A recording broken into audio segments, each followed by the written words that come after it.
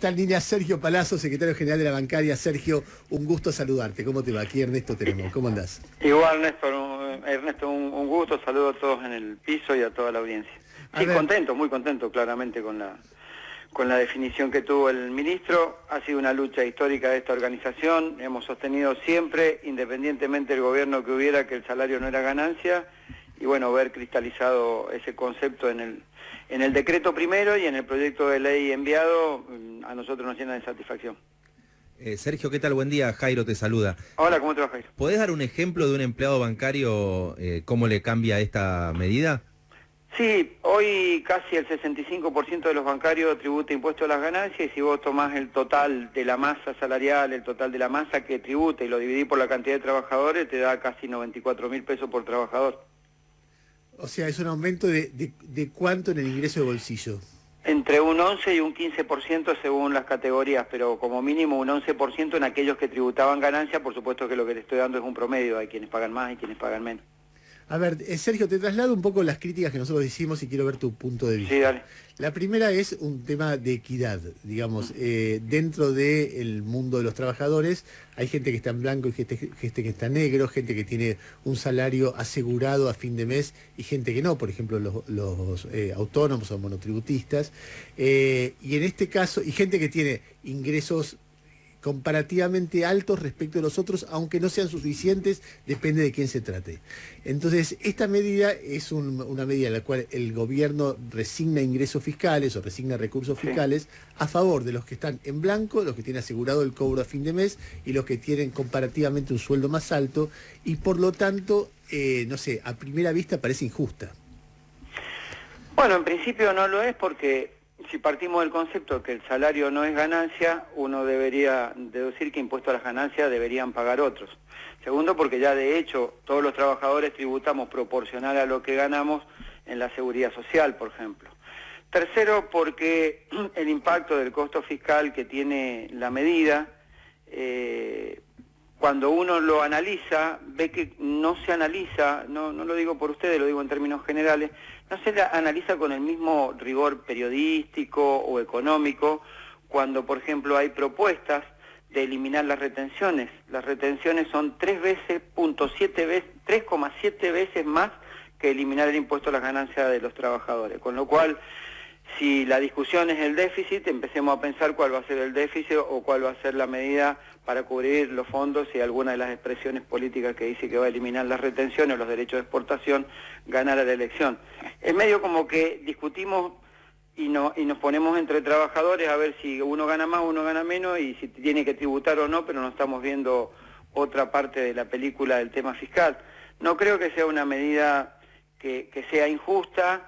Por el contrario, creo que va a contribuir mucho de ese dinero del trabajador que le va a ingresar en el bolsillo. No es para comprar divisas o fugarlas al exterior o abrir una cuenta en el exterior. Generalmente va al consumo y vos por esa vía vas a tener un recupero de impuestos, ya sea por IVA, ya sea por impuestos internos, por impuestos provinciales, y también porque vas a generar una dinámica distinta en la economía y podés generar empleo y disminuir la inversión social que se hace en planes, por ejemplo, ¿no? Así que me parece que es una medida correcta, acertada, e ideológicamente está bien, porque el salario no es ganancia, lo hemos sostenido siempre y ese es el concepto. Palazzo, más allá que uno puede tener críticas, también pienso, la crítica no es al dirigente gremial que no, por supuesto, lo está y no peleando. Lo tomo así, no lo tomo así. No, uno piensa que hace política, tiene que ver, cuánto presupuesto tengo, dónde voy a resignar recaudación, por más de que incluso sea justo, hay algo que puede ser más prioritario que otra cosa, aun cuando ambas reclamos sean justos en el fondo, pero no ese es el punto.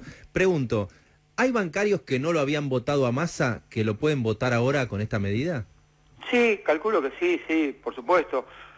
Claro que hay bancarios que no lo deben haber votado y claro que debe haber bancarios que han votado otras expresiones políticas aún sabiendo que les augura un final bastante, no promisorio, digamos, por lo menos cuando uno ve las plataformas electorales, los candidatos que potencialmente pueden ser presidentes, lo puede haber votado.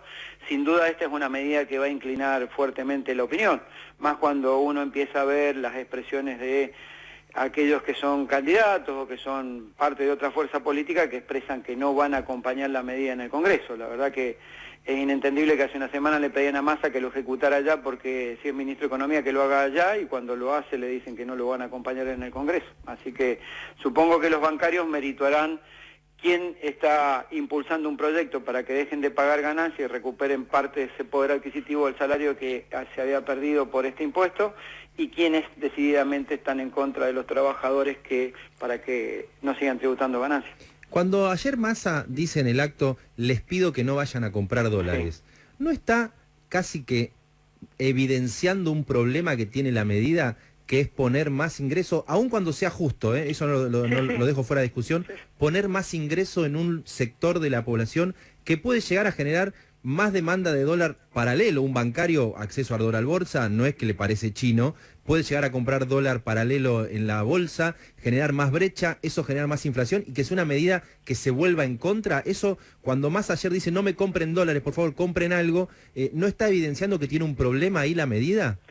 Yo creo que más que un problema de la medida, lo que tenés es un problema en qué ahorra el argentino en función de sus expectativas. No porque sea solamente impuesto a la ganancia, cualquier argentino tiene esa tendencia a irse a la moneda del dólar y va a buscar en los mecanismos legales, como puede ser cualquiera de los dólares financieros, intentar preservar el valor de su ahorro. Vos lo podés preservar por esa vía que está, diríamos, muy aferrada al ideario de muchos ahorristas argentinos, o lo podrías hacer como él lo ha planteado a través de alguna inversión, particularmente si es algún producto a nivel nacional. No creo que tenga que ver específicamente con la medida, sino con una conducta social de buscar ampararse en el dólar. Me parece que pasa más por ahí que por que vos pongas más plata en el bolsillo del trabajador. Y una última, ¿hay algo que une al bancario con Javier Milei, con Marcos Galperín, que es que cuanto menos impuestos mejor? Bueno, Marcos Galperín, mientras menos impuestos, él pague mejor, porque la verdad que lo que hace es competencia desleal, lisa y llanamente, cuando decide hacer uso de instrumentos legales para pagar cada vez menos impuestos, o cuando a los trabajadores su actividad los encuadra en otras actividades para que cobren menos salario. Entonces, una cosa es este señor Galperín, que se va y nos da clase de moral desde Uruguay. Otra cosa es si un bancario quiere votar o no a Milei en función de esta política de impuestos. Yo creo que un bancario, cuando mira la plataforma de Milei, debería replantearse mucho si lo ha votado o si tiene intención de votarlo, porque alguien que te dice que te va a sustituir la indemnización por un seguro, por un seguro que tienen que aportar los empresarios, una parte, cuando te dicen que te van a limitar el derecho de huelga en el sector privado, que te lo van a anular en el sector público, que se termina la ultraactividad de los convenios colectivos. Sergio, bueno, en el espíritu es cuantos menos impuestos mejor, es el mismo espíritu. Bueno, lo esperamos en el Congreso a Milei y a todos los que dijeron eso durante 4 años, incluidos los de Juntos por el Cambio, para que acompañen este proyecto que ha presentado, porque la presión tributaria hay que bajárselas a todos, no solo cuando se trata de una empresa. Nosotros recibimos, cuando a mí, por mi función de diputado, nos toca discutir el presupuesto cuando vienen las exenciones impositivas, entre otras cosas para el champán que te piden, y bueno, ahora es para los trabajadores. La discusión es si es el poroto de soja o el salario del trabajador el que tiene que pagar ganancias. Esa afirmación me sorprende. La presión tributaria hay que bajársela a todos, dice la bancaria. Pero ojalá se pudiera bajar la presión tributaria, eso está claro, lo dice el propio gobierno también, es decir, hay que mantener el nivel impositivo para que haya prestaciones sociales. Si esas prestaciones sociales ayudan a que la Argentina esté mejor y todos podamos pagar menos, está bárbaro, está bien, es un concepto absolutamente Sergio, lógico y razonable. Déjame hacer una especie de juego de roles, porque imagino, cuando yo te estaba escuchando hablar de las elecciones, un bancario debe pensar 2 veces antes de votar a Milei, por esto y por esto y por esto. Quiero ponerme el rol del bancario que vota a Milei. Sí. Y te dice, ¿qué querés, Sergio? Está bien, yo te banco a vos, me gusta como sos como dirigente, pero ¿qué querés? Que vote al ministro de la inflación, porque yo puedo hablar de lo que me mata en este momento es la inflación, y el ministro de la inflación es Massa. ¿Cómo voy a votar a Massa en lugar de Milei si es el ministro de la inflación? ¿Vos qué le decís? Bueno, que en principio nosotros tenemos un instrumento gracias a una política de gobierno que es realzar el valor de la negociación colectiva para que aún en esa dificultad de una inflación alta no podamos perder contra la inflación. Eso por lo menos lo hacemos en nuestra organización y el trabajador bancario, más allá que la inflación alta nos golpea a todos, nos duele a todos, sabemos que es una deficiencia y un problema. El bancario hoy con este gobierno tiene la posibilidad de tener una discusión paritaria libre que le permite mantener y a veces mejorar su poder adquisitivo. Con otros candidatos, cuando te dicen que se te va a terminar la ultraactividad de los convenios colectivos, que significa que si yo soy el dueño de una empresa, te dejo caer el convenio y a los 6 meses te quedás sin ningún derecho, bueno, claramente está determinado por qué debería votarlo a Massa y por qué en otro espacio político. Bueno, está bien, pero te salgo, un primo que es autónomo. Sí. Y vos le decís, escúchame, ¿cómo votaste a Milei? Y el primo te dice, ¿a quién querés que vote? ¿A Patricia Bullrich, que hizo lo que hizo Massa? Lo que hizo Macri. A Massa, que es el ministro de Inflación, el ministro de la Inseguridad. ¿Por qué no hacen ahora lo que me prometen para después? ¿Por qué tendría que confiar en Massa más que en Milei?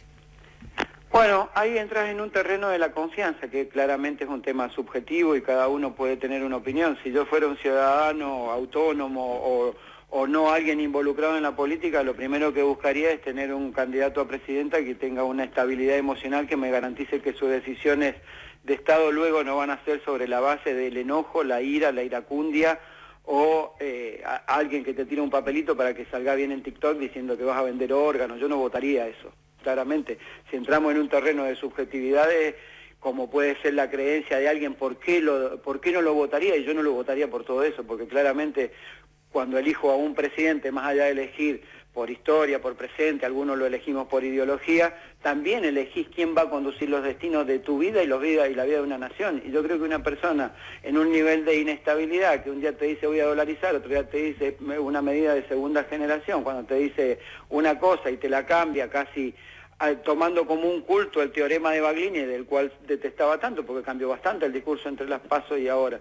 Yo lo analizaría por qué lo voto y la verdad que no lo votaría como ciudadano. Bueno, está bien, pero y dado esto, dado que se supone que la gente que vota a Milei, como toda, como la que vota a cualquier sector político, mucha de ella es informada, sabe que el tipo dijo voy a legalizar la venta de órganos, creo que habría que legalizar la venta de órganos y tantas otras cosas que dijo, igual lo votan. ¿Por qué imaginás que lo votan? Yo creo que hay 3 componentes, como mínimo, del voto de Milei, o por lo menos en mi opinión. Un componente tiene que ver con lo mesiánico, y aquel que tiene un pensamiento mesiánico encontró a alguien que le cuadre ese voto.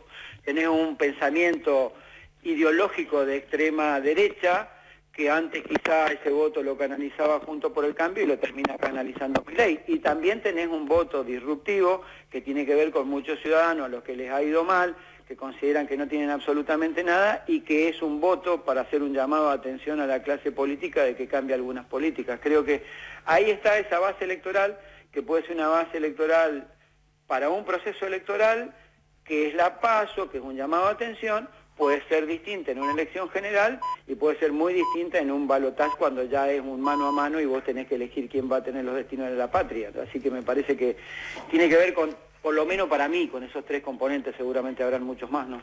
Sergio, te agradezco la diferencia de atendernos y seguiremos charlando. Abrazo grande. Un abrazo grande, saludos a todos. Sergio Palazzo, secretario general de la Bancaria, diputado nacional del Frente de Todos.